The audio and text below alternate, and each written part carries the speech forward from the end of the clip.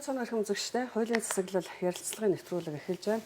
Энэ удаад хүний эрхийн үндэсний комиссийн гишүүн доктор Сүмждийг урлаа. Тэгэхээр Монгол улсын хүний эрх эрхчлөөний байдлын талаар 21 дахь удаагийн тайлан бол гарсан байгаа. Энэ тайланд ер нь хүний эрхийн зөрчилтэй холбоотой 6 сэдвийн дор маш өргөн судалгаатай тайлангад улсын хурлд өргөн барьсан. За мөн одоо хүний эрхийн зөрчлийг арилгахад зөвлөмжүүдийг бол 30 гаруй санал байдлаар хөрвүүлсэн байдаг. Тэгэхээр яг энэ хүний эрхийн тайлантай холбоотой хоёр гол сэдв дээр бол та ажилласан байгаа те хөдөлмөрлөх эрхтэй холбоотой, гендертэй холбоотой. Тэгэхээр хөдөлмөрлөх эрхтэй холбоотой ямар одоо эрхийн зөрчил ер нь байваа өнгөрсөн онд. За хөдөлмөрлөх эрхийн хүрээнд нийтдээ дүр зургаар аваад үзэхээр ковидын үе нөлөөлөд ажлын байр бол алга болсон, их хомсцсон. За ажилгүйдэл нэмэгдсэн. Албан бос секторын үйлдвэрлэлийн эрхлийг аж ахуй хэрэглэх боломж бол хаагдсан. Эдийн засгийн эргэлж муутсан. Зарим нэг одоо жишээлх юм бол аялал жуулчлал гэдэг юм уу. Ийм тодорхой салбарууд бол бүр одоо орлогогүй үе таалгаа хаасан гэд. Ийм нэг дүр зураг байгаа. Ковидын үр дагавар болж байгаа. Нэг дүр зураг бууж ирнэ. Тоо баримт статистик. За хоёрт нь юу гэхээр энэ юутай холбоотой эдийн засгийн инфляц нөхцөл байдалтай холбоотой энэ ажилгүйдэл ядуурлын түвшин бол ерөөсө буурахгүй байгаа. Гурав дахь үр дагаврыг ингээд нийт статистикаа харахаар их сонирхолтой 94 онд байсантай адилхан ажиллах хүчний оролцооны түвшин буусан гэдэг юм дүгнэлт гарч ирж байна. Тэгэхээр яг нөхцөл байдлаа ингээд дүгнэхээр хөдөлмөрийн зах зээлийн оролцоо бол бүрэн ерөөсөө ажиллахгүй байна. Ялангуяа эмэгтэйчүүдээр энэ зөрөө 10% пунктээр ялгаатай байна гэд. Эрэгтэйчүүд бол 10% илүү ажиллаад байгаа юм байна те. Тэгээд энэ эмэгтэйчүүд нь яг нөхөн үржигөө насны энэ эмэгтэйчүүд 25-аас 45 насны эмэгтэйчүүдийн хооронд энэ ялгаа бол хамгийн өндөр байна гэд. Ингээ үзэхээр бол хөдөлмөрийн зах зээл дээрх дүр зураг бол тийм таатай, эерэг одоо тийм ахиж дэвшилтэй зүйл харагдахгүй байна. За яг хүний эрхийн үндэсний комиссоос энэ 21 дэх хэлтгэлийн хүрээндээ хөдөлмөрийн эрхийн хоёр асуудлыг яг судалгааны хүрээнд төшөөлж авч утсан. Нэг нь бол хөдөлмөрийн хүрээний дарамт хүчирхийллийн төлөв байдал үндэсний хэмжээнд ямар байна вэ гэдгийг тодруулсан. За хоёр дахь нь хүүхдийн хөдөлмөрийн ямар байгаа юм бэ гэдэг энэ асуудлыг авч. Маш хоёр чухал сэдв байна. Өнөөдөр бол анхаарал татдаг. Тэгээ эхний сэдв бол хүүхдийн одоо нөгөө хөдөлмөрлөх эрх ажлын байрны дарамт. Тэр дундаа одоо ажлын байрны бэлгийн дарамт гэдэг дээр нэлээд наривчилж судалгаа хийж байгаа шиг байсан тий. Энийг тодруулбал энэ эхний ээлжинд бол нөгөө хөдөлмөрийн хүрээний дарамт хүчирхийлэл үндэсний хэмжээнд ямар байна вэ гэдэг дүр зургийг харж байгаа. Өмнө нь бол бид нэр хэсэгжилж илүү салбарын хэмжээнд судалсан байна л да. Одоо эрүүл мэндийн салбарт гэдэг юм уу, эсвэл зөвхөн үеийн захиргааны албаа хаагч гэдэг юм уу, ийм байдлаар судалсан. За тэг үндэсний хэмжээнд ямар байна гэдэг аваад зэрэг хот хөдөө, эрэгтэй эмэгтэйг ялгаа тийм их алга. Ер нь бол 5 хүн тутмын 2 нь ямар нэг байдлаар өөрсдөө хил амаар сэтгэл санааны дарамтанд өртдөг гэж үздэг юм байна ажлын байран дээр. Тэгээд энэ бие махбодын дарамт, за ажлын байрны бэлгийн дарамт, сэтгэл санааны дарамт гэдэг үгээр хамгийн их өртөж гин гэж нэрлэж байгаа нь бол сэтгэл санааны дарамтын хил амаар доромжлох, сэтгэл санааны дарамт үзүүлэх энэ үйлдэлт хамгийн их өртдөгөө гэж хэлсэн байлээ. Яг хот хөдөөгийн хувьд бол арай ялгаатай. Хотод 2 хүний тутмын нэг нь ч гэдэм үү, хөдөө бол 3 хүн тутмын нэг нь гээд арай ийм өөр дүр зурагтай юм байлээ. Өөрөөр бол ер нь ингээд дарамт хүчирхийлэл байсаар байна гэдгийг судалгаа харуулж байгаа. Тэгээ илүү анхаарах ёстой салбар хаана вэ гэж. Тэгэхээр энэ одоо хувийн хвшил төрийн албанд бол нэг ялгаа бас харагдахгүй байна. Зүгээр чанарын судалгааны явцад, ярилцлагын явцад арай өөр үзүүлэлт гарч ирж байгаа. Тэр нь хувийн хвшлийн байгууллагад ажилладаг хүмүүс бол хэрвээ цалингаа ингээ бүтэн авчих юм бол бид нэр гомдол гарах гэд бол билээ. Энэ ажлын байрыг орхиход татгалзах зүйлгүй хоригдох юмгүй гэдгийг хэлдэг юм байна. Харин төрийн албан хаагчдын хувьд бол ажлаа алдах эрсдлээс бол айдгаа, имэдгээ энэ боломжийг ахиж олох бол хэцүү байдгаа. Эргээд өөр ингээ төрийн албанд шилжих ч юм уу сэлгэх ийм боломж бол хэцүү байдаг гэдгийг хэлдэг юм байна.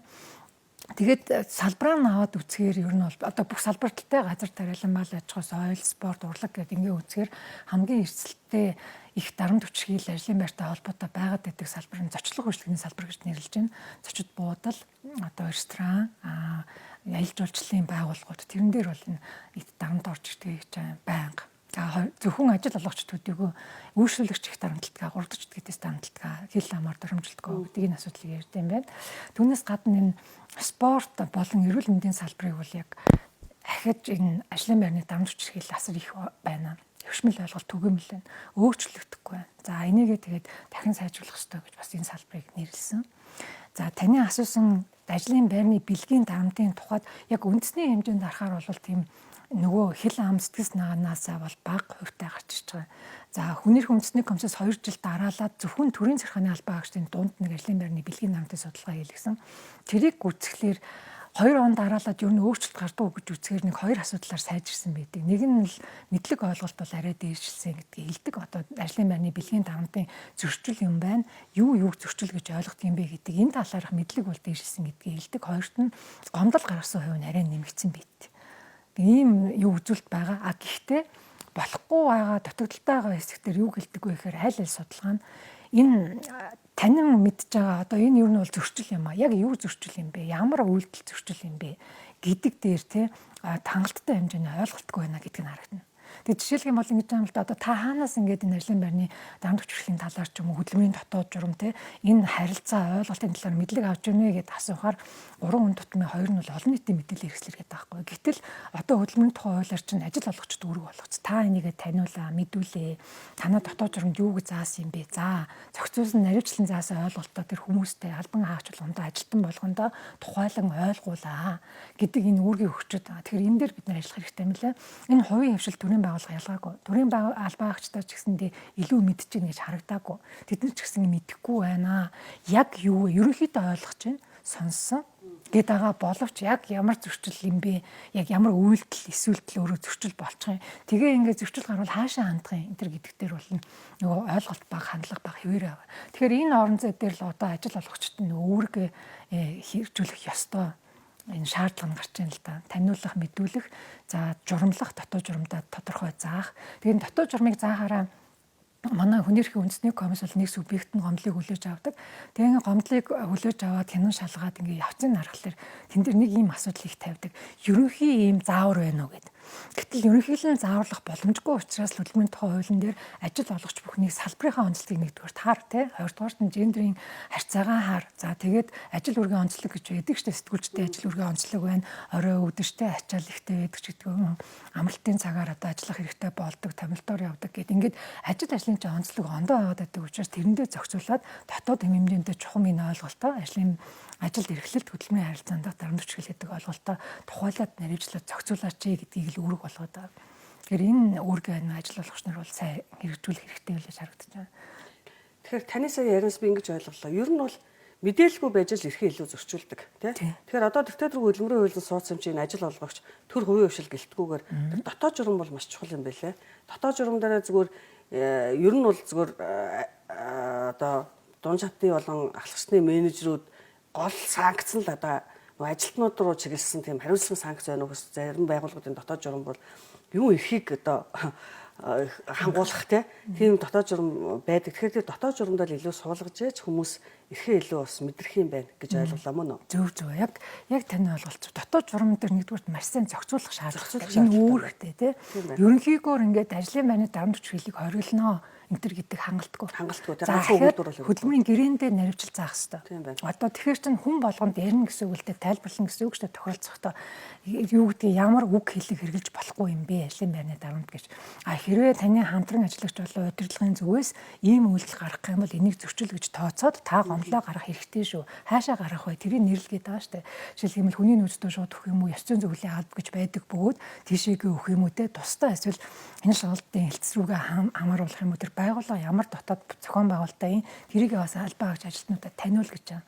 За тэгэхээр энэ мэдтгүйгээсээ болоод гомдол гаргадаггүйгээд тэгэхээр энэ судалгаанаас гараад байгаа нэг үзүүлэлт бол ерөөсөө гомдол маш бага гаргадаг юм лээ. Өртөөд ингээд идэг өөрийгөө би бол би ингээд дарамтанд өртөөд байна гэж өөрийгөө үзэж гин гэдэг. За тэгвэл та гомдол гаргуу гэхээр үгүй гэдэг те 10 хүн тутмын нэг нь гомдол гаргадаг гэдэг. Энэ аль бүх судалгаагаар тэгж гараад идэв. Тэгээ гомдол яага гаргадаг юм бэ гэхээр яг хувийн нууцыг хадгалдаггүй гэдэг нэг асуудлыг байнга ярьдаг. Энийг хэдүүлээ бас өөрчлөх ёстой. Одоо 5 сарын 1-ээс хувийн мэдээллийг хамгаалах хууль хэрэгжиж эхэлж байгаа. Энэ дээр илүү бас нарийн зохицуулт орж ирж байгаа.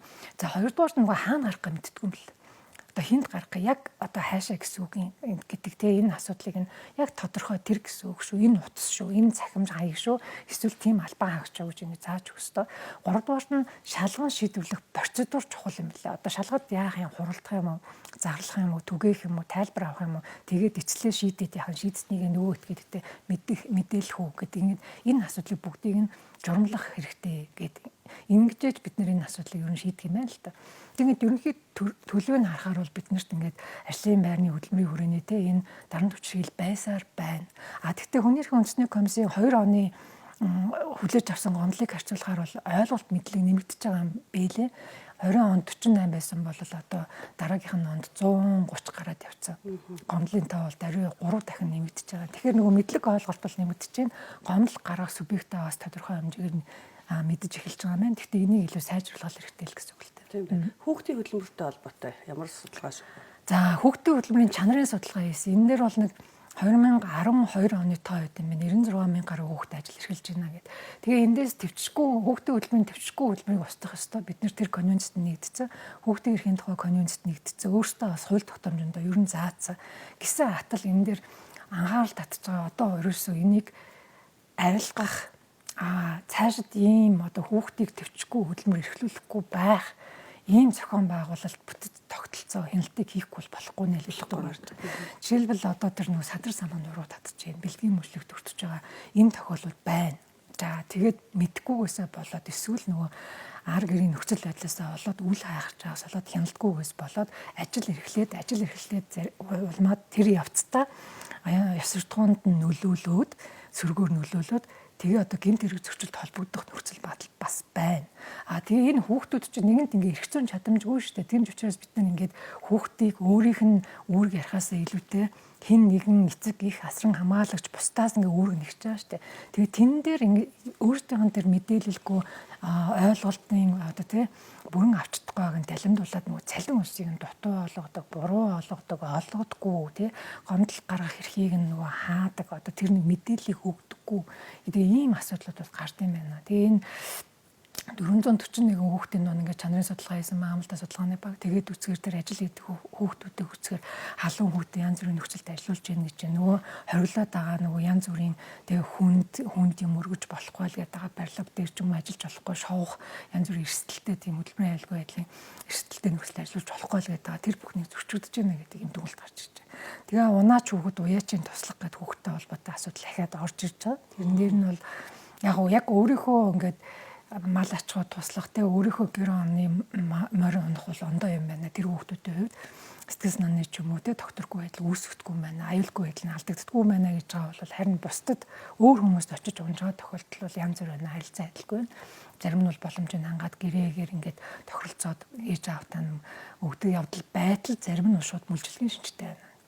Тэгэд энэ зөвхөн юуны асуудал хөдөлмөрийн мүлжлэг төдийгүй ер нь хүүхдийн эрхийг өсөх боломжийн өсөх хөгжих дэвжихтэй ердийн нийгмийн амьдралд оролцох боломжийг шууд алдагдуулж байна гэж үзэж байгаа. Тэгээд дээрэс нь энэ нь бол нөгөө цаашдаа үр дагавартай. Тэгээд сурч босрох эрхийг нь шинэ хааж байна. Ингээд хаврын үлрэлт ч гэдэг юм уу эрт ингээ яваа явчихаар чинь эсвэл амьдралынхаа шаардлагаар ажил хийгээ явчихаар нөгөө сурч чаддаг. Тэгээд сургууль завсардах асуудал үүснэ. Тэгээд ерөөсөө л тэр хүүхдүүдийн эрхийг бид нэр бүхэлд нь л саад дотгоруулж байгаа, хязгаарлаж байгаа ийм асуудал гардаг байна л та. Тэгэхээр энэ дээр бол цаашдаа хүүхдийн эрх дээр яг тодорхой арга хэмжээг авахгүй болохгүй юм лээ. Даатгалаас эхлээд хяналтын систем үнэхээр чухал байна. Одоо хэрэгцээ эцэг их асран хамгаалагч нь тэрэн дээр нэгдүгürt байхгүй юм уу эсвэл одоо тэд нар хэмждэггүй байгаа бол одоо нөгөө төрийн институт нь орж ирж хяналтын тогтолцоог эрхжүүлэх хэрэгтэй байна. Өмнөх одоо хүний эрхийн тайланд хүүхдийн эрхийн асуудал маш олон л хөндөгддөг. Яг таны ярьж байгаа асуудлууд орж л байсан. Яагаад өнөөдрийн хүртэл тийм шийдэл гарахгүй байна гэдэг би гайхаад байдгийг сэтгүүлж байна. Энэ төрийн байгууллагуудын өөрийнх нь оролцоо санаачлагдаад байна уу? Уялдаа холбооч байгаа тийм. Уялдаа холбоо үнэхээр чухал. Одоо ингээ мэдээллийн сангаа жишээлх юм бол нэг стандартаар хөтөлсөмөр байна. За одоо хөдөлмөр эрхэлж болцсохгүй. Ялангуяа хөдөлмөр дотроо бол яг зөвшөөрч байгаа хэлбэр байгаа шүү дээ. Хөнгөн хөдөлмөр гэдэг 13-аас 15 наснд гээд ингээд ангилцсан насаар нь тэрийг нь яг хөнгөн байж чадчихэв үү? Эсвэл одоо төвчгүй хөдөлмөрт эхлээд байгаа юм биш үсттэй гэдгийг хяналтын хувьд л гэхдээ чинь нэгдсэн мэдээллийн датабаз биднэрт байхгүй. Одоо тэрийгэ бий болгоно гэд өөр жишээ нь хянаа явж. Ингээд тэгэхээр энэ нөгөө хоорондын уялдаа холбоо яг чухал байна л да төрийн байгууллагуудыг. Нэг 20 дугаарт нь хүртээ юм чи одоо нэг ингээд байцаагчийг бид нар яваад хянаа гэх бол ямарч боломжгүй байгаа. Тэгэхээр чинь бусад нөгөө байгууллагуудтай хамтран ажиллаж ижил энэ хяналтын механизм чинь бүрэн бүтэн болох гэдэг л да. Нөгөө мэржлийн хяналтын загдаад байгаа гэмтрхээс урьдчилан зэрлэх зөвлөл нь хүүхдийн байцаагчтайгаа тий ингээд бүгдээрээ л хамтарч ажиллах хэрэгтэй байгаа да. Энэ үнэхээр чухал. Би тэр ярилцсан хугацаа бас их богинохон үлдсэн байна. Хоёр дахь гол салбар бол та гендертэй холбоотой судалгаа шүү дээ. Энэ дээр товч бас тайлбар өгөөч. Гендерийн хүрээнд сэдвийн хүрээнд бүх 7 үрийг заасан байдаг. Гендерийн эрх төшөөдлийг хангах тухай хуулиар энэс бол нэг 2 дэд сэдвийг судалгаан дээр түшиглээд эхлэлд оруулсан. Нэг нь их хурлын болон одоо иргэдийн төлөөлөгчийн хурлын түвшинд ер нь энэ нөгөө улс төр шийдвэр гаргах түвшинд эмэгтэйчүүдийн оролцоо муу байдгаа гэдэг. Манай бол юуны дэлхийн эдийн засгийн форумоос гаргадаг 4 үзүүлэлтээр эмэгтэйчүүдийг сайн яваад идэх нь бол одоо боловсролын эдийн засгийн дунджаас дээгүүр яваад идэг. Эрүүл мэндийг хамгийн сайн нэгт ордог бусад орнуудтай хамт хамгийн муу үзүүлэлт нь нөгөө 156 орноос 116-д гээд манайх шийдвэр гаргах төвшөнд төлөөлөх чадвар эмэгтэйчүүд их муу байна гэдэг. За одоо энэ хүрээнд бол Монголын эмэгтэйчүүдтэй холбоотой хамтраад Койка сантай хамтраад ингээд судалгаа хийсэн. Иргэдийн төлөөлөгчийн хуралд нэр дэвшсэн эмэгтэйчүүдээс асуусан та бүхэнд одоо ингээд нэр дэвшгэд ямар асуудал хүндрэл бэрхшээлтэй байваа гэд. Тэгэхээр нэгдүгээр нь санхүүгийн асуудлыг нэрлэж байна. Бараг 80% нь найз нөхдөөсөө тусламж авсан, бусдаас дэмжлэг авсан байгаа. Яг өөрөө бол ингээд нөөц болцоогоороо санхүүгийн асуудлаа шийдэж чадахгүй байна гэж сонгуульд өрсөлдөг. Хоёр дахь том үндсэн шалтгаан хилээд байгаа нь намын удирдлагын дэмжлэг, намын одоо бүтэц зохион байгуулалтын дэмжлэг үнэхээр дутаад байна гэдгийг ол хэлж байгаа. За гуравт нь бол яг өөртөө сонгогчтой боловсрал одоо бид нартай хандах хандлага энэ чухал байна гэдгийг хэлж байгаа. А нөгөө талдаа ер нь ингээд нийт иргэдээс авсан судалгааг харахаар ер нь эмэгтэй хүний давуу тал юу вэ? Ус төрчийн хувьд тэгэхээр ихтгэлтэй, найдвартай, авилга авах чадвар бага, детальны наривчилсан асуудлыг сайн анхаардаг, гүйцэтгэл сайн гэдэг уян хатан байж чаддаг гэдэг олон асуудлуудыг нэрлэж байгаа төвчээртэй гэдэг. А гисэн хатлаа ингээд нэг юм юуны хувьд ингээд гарч иж чадахгүй шүү дээ 17% гэж бид нар улсын хурал дээр ийм хувь яриад байгаа юм. За эрэгтэй хуралдаар нэг 19% гэж нэг хувь яриад байгаа. Тэгээд эрэгтэй хуралдаа илүү дэмжихэд бэлэн байдаг гэж хэлж байна л да. Эмэгтэйчүүдийг нөгөө олон нийт бол эрэгтэй хурлын төвшөнд эмэгтэйчүүд дэмжихэд асуудалгүй. Их хуралд болоод ирэхээр нөгөө дэмжлэг нь буураа явчихжээ. Тэгээд энийг олон хүчин зүйлтэй холбож үзэх юм байна. Дахиад нэг анхаарахгүй болохгүй нэг үр дүн гарч ирсэн нь юу гэхээр одоо танд ингээ хамгийн их хүний эрх чинь хаана зөрчигдөө гэж асууж штэ эрэгтэй хурлын нэр дэвшигч эмэгтэйчүүдээс тэгэхээр бэлгийн намтанд өрцөө гэж хэлж байгаа. За хин ингээд энэ бэлгийн намд үзүүлээд байдаг юм бэ гэхээр намын төвшөндөө одоо нэр дэвших явцдаа код авах явцдаа ийм зүйлд өрцөө гэж хэлээд та. Энэ аюу өндөр хувь гарч ирж 66%-тай. Тэгэхээр энэ дээр бол ялцчгүй анхаарал хандуулахгүй болвол энэ юусоо яригддаггүй энэ төвшин рүү орж бол гарч исэн судалгаа бол бас тодорхой байдгүй. Тэгэхээр нэг ийм асуудал дахиад даалгавар асуудал юм да тийм байна. Тэгээ дахиад нэг асуудал хэлж байгаа нь яг нэр төрлөө их алддаг гэж байгаа. Бид нар бол эмзэг гэх юм уу одоо тийм байгаад байна гэж хэлж байгаа. Тэгээ худлаа мэдээлэл тараадаг үтгдэг, доромжилдаг, нэр төр таалдж байна гэдэг. Тэгээд дахиад 3 дахь зөрчлийг нэрлсэн нь бол хулгай дэм алддаг гэж хэлээ л дээ. Тэр нь балкад одоо өөртөөхөө хийсэнтэй тэр сонгуультай ашигладаг зүйлсийг нь хулгайлах буюу эвдэнс үүдгдэг гэдэг ийм асуудлууд гарч ирд юм лээ. Тэр яг юу нөгөө яаж шийдэх юм гэж. Тэгэхээр хууль тогтоомжийн түвшинд бол кодын тогтолцоогоор бид нэр дэмжиж болно. За 4 намын дөрөнд бол заасан байт юм байна. Бусад намын дөрөнд нь байхгүй. Түүнээс гадна нам доторх зохион байгуулалт дэмжлэгийг бүтцийг өөрчлөхгүй болохгүй юм байна. За тэгээд энэ санхүүгийн дэмжлэгийг ямар нэг байдлаар шийдэхгүй бол чи өөрөө ямар ч гэсэн их үүсвэрээ олоод өрсөлдөрөө гэх юм бол нөгөө эмэгтэйчүүд боломж хязгаарлалт хэвээрэл агаад байгаа юм байна цаашаа.